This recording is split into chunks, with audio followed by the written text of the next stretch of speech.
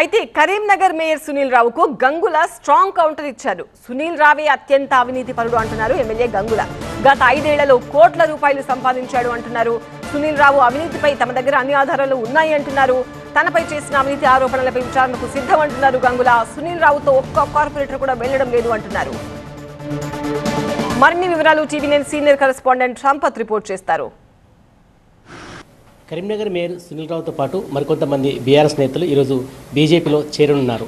ఇదే అంశం గురించి మాట్లాడడానికి కరీంనగర్ ఎమ్మెల్యే గంగుల కమలాకర్ ఉన్నారు. వారితో ఒకసారి మాట్లాడుతున్నాం. అంటే కమలాకర్ గారు, ఈ 5 సంవత్సరాలు జరిగిన అవినీతి అక్రమాలు భరించలేకనే నేను పార్టీ వీడుతున్నట్టు కూడా సునీల్ రావు స్పష్టం చేస్తున్నారు.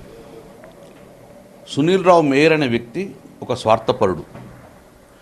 ఏ పార్టీలో ఉంటే ఆ పార్టీకు అధికారంలో ఉంటే అధికార పార్టీలోకి వస్తారు. అధికార పార్టీ పోంగానే వేరే పార్టీలో అధికారం ఉన్న పార్టీలో నాయకులను వెన్నుపోటు పొడుచుకోవడం ఆనవాయితీ. నూతన సంవత్సర శుభాకాంక్షలతో మెడికవర్ ఫెర్టిలిటీ మీకు అందిస్తోంది ఉచిత కన్సల్టేషన్ మరియు అల్ట్రాసౌండ్ స్కానింగ్. అలాగే సీమెన్ అనాలిసిస్ పైన 50% డిస్కౌంట్, సాధారణ రక్త పరీక్షలపైన 10% డిస్కౌంట్ తో పాటు IUI ఉచితం. అందుకే మొదటి నుంచి ఈయనను విభేదించాం. మేము ఆల్ కార్పొరేట్ విభేదించాం. కానీ కొన్ని అనివార్య కారణం వల్ల పార్టీ అధిష్టానం మేరకు ఈయనకు మేయర్ పదవి రావడం జరిగింది. అప్పుడంగా చాలా విభేదించాం. గత చరిత్ర చూడండి సునీల్ది. ఆ చరిత్ర అనుసరంగా ఇది కూడా చరిత్ర మీకు పునరావృతం అవుతుంది అని కూడా చెప్పాం. కానీ పార్టీ రోజుగా ఈయనను మేయర్ చేయడం జరిగింది. మేయర్ చేసిన తర్వాత ఇన్ని రోజు ఆహా ఓహో అన్న పార్టీ ఈ 5 సంవత్సరాలు అవినీతి కూరుకుపోయిందంటే ఈ 5 సంవత్సరాలు ఎందుకు నోరు మూసుకొని కూర్చున్నావు? అవినీతి ఉన్నది అన్నప్పుడు ఈ పార్టీ నుంచి అప్పుడే వెళ్ళిపోవాలి కదా. అవినీతి నాయకులు ఎమ్మెల్యే గారు కానీ ఎవరైనా ఉంటే గిట్ట ఎమ్మెల్యే గారితో కలిసి ఎందుకు తిరిగావు? అప్పుడే ఈ పార్టీలో అవినీతి మనిషిలో ఎమ్మెల్యే అని చెప్పినప్పుడు అప్పుడు నువ్వు వెళ్ళిపోవచ్చు కదా. రేపు ఎల్లుండి కంప్లీట్ అయ్యే దశ లోపల ఎందుకు పోవాల్సిన బాధ్యత వచ్చింది? ఈరోజు అవినీతికి అడ్రస్సు, బ్రాండ్ అంబాసిడర్ ఎవరైనా రాష్ట్రంలో ఎవరైనా అడగండి, సునీల్ పేరు చెప్తారా లేదా? కాబట్టి నీ యొక్క తప్పులు కప్పిపుచ్చుకోవాలని మేము విమర్శించద్దు అనుకున్నాం. కానీ ఆయన విమర్శించారు కాబట్టి మేము కూడా ఘాటుగా ఉంటాం, చాలా స్ట్రాంగ్గా ఉంటాం, ఎక్కడికంటే అక్కడికి ఉంటాం.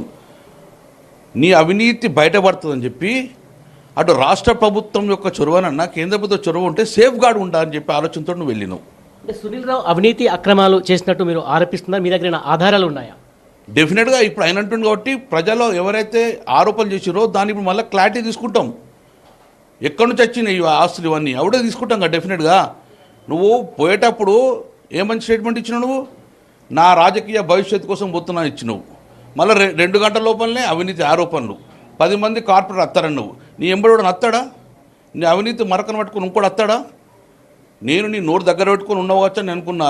ప్రజల దగ్గర నుంచి ప్రజలు ప్రతి ఒక్క అపార్ట్మెంట్ ఎన్ని డబ్బులు తీసుకోరా వాళ్ళ రక్తంతో తడిచిన ఇల్లు కట్టుకున్నాడు. మేము అనరాదా? డెఫినెట్గా 100% అవినీతి ఆధారం ఉన్నాయి కాబట్టి పోతుండే, తప్పించుకోపోతుండు. పోలీస్ కేసులకు భయపడవు, ఏ కేసులు భయపడవు, పోయిండు. అవన్నీ కూడా క్లారిటీ తీసుకొచ్చుకుంటాం. మేము ఎప్పుడు పార్టీ క్యాడర్ నడుస్తుందని పార్టీ పైకి చెప్పుకుంటూ పోతున్నాం, మా అధిష్టానం చెప్పుకుంటూ పోతున్నాం. ఇప్పటికైనా మీరు కంట్రోల్ చేసుకోని చెప్పి. కానీ మాకెవరికి తెలియదు కదా, పార్టీ అధికారం లేనప్పుడే తప్పించుకోపోతున్నాను మాకేం తెలుసు. నేను ఇప్పటికీ చెప్తున్నాను, కాంగ్రెస్ పార్టీ ఉన్న ప్రభాకర్ ఎంబడు, ఎంఎస్ఆర్ ఎంబన్నాడు, వాళ్ళు ఎంబడి తిరిగిండు, మంచిని అధికారం పోగానే ఇళ్ళకి వచ్చిండు, ఇంట్లో ఆహో ఊహో అన్నాడు, ఇది కాగానే బండి సంజయుడు, రేపు పొద్దున బండి సంజయ్ ఇప్పుడు డెఫినెట్గా వాళ్ళు ఇంకో పార్టీ చూసుడే. ఇది ఆయనకు నైజాం. కాబట్టి ప్రజలను గమనించండి. అవినీతి ఆరోపణలు కప్పిపుచ్చుకున్నది ఆయనే, అవినీతి ఆరోపణలు పెట్టుకున్నది ఆయనే. అలా పెద్ద ఎత్తున అవినీతి అక్రమాలు జరిగాయి అంటున్నారు. నువ్వు పోయిన పార్టీ ఏంది? కేంద్ర ప్రభుత్వంలో బీజేపీ పార్టీ. నీకు దమ్ము ఉంటే ఎంక్వైరీ చేసుకోలేవు. సిబిఐ ఉన్నది, ఈడీ ఉన్నది, చేతన కాదా?